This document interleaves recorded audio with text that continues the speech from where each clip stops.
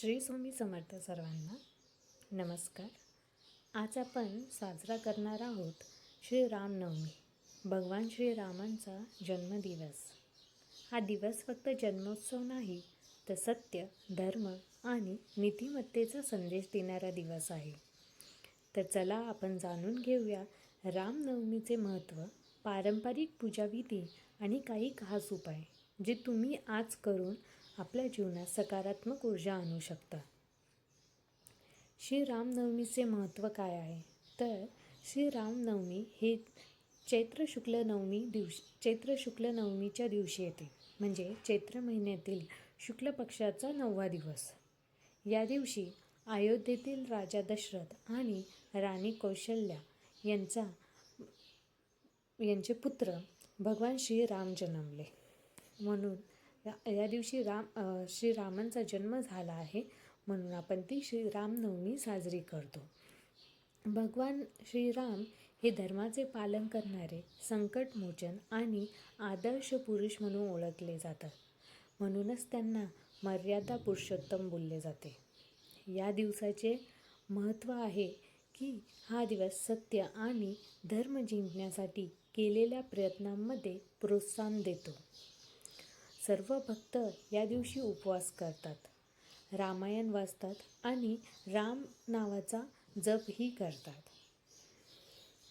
श्रीरामांच्या जन्मकथा. राजा दशरथाने अनेक वर्ष संततीसाठी प्रार्थना केली होती.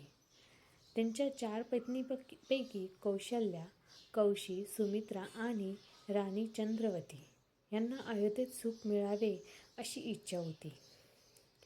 देवता आपल्या भक्तांची इच्छा पूर्ण करण्यासाठी अयोध्येला वरदान देतात. राणी कौशल्याच्या गर्भातून जन्मला श्रीराम. सुमित्रा यांच्या गर्भातून जन्म झाला लक्ष्मण यांचा व शत्रुघ्न जन्मले.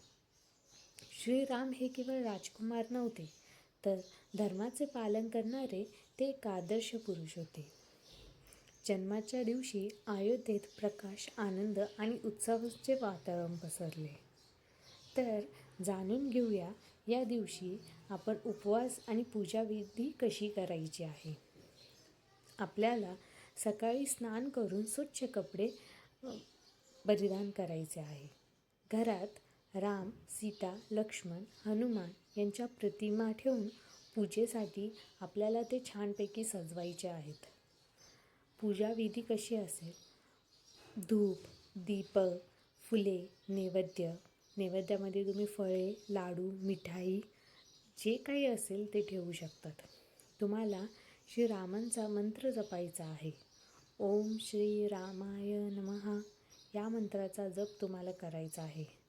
याचबरोबर तुम्हाला रामरक्षा स्तोत्र किंवा रामायणातील जन्मकथा पठण करायचं आहे. तुम्ही उपवास हा सकाळपासून संध्याकाळपर्यंत हलका असा उपवास ठेवायचा आहे. उपवास केल्याने शत्रुनाश, घरात सुख, समृद्धी आणि मानसिक शांती लाभते. तुम्हाला जर शक्य असेल तर तुम्ही उपवास ठेवू शकतात. तसेच रामनवमीचे आध्यात्मिकही महत्त्व आहे. भगवान राम हे धर्म, कर्तव्य आणि आदर्शाचे प्रतीक आहेत. रामनवमीचा उत्सव आपल्याला सत्य व नीतिमत्तेचा मार्ग दाखवतो. या दिवशी तुम्ही केलेले दान, सेवा आणि ध्यान घरातील नकारात्मक ऊर्जा दूर करते. भक्तांसाठी हा दिवस मन, बुद्धी आणि आत्म्याला शांती देणारा मानला जातो. या दिवशी विशेष उपाय आणि मंत्र बोलायचे आहे. घरातील शांतीसाठी तुम्ही हनुमान आणि राम स्तोत्राचा जप करा.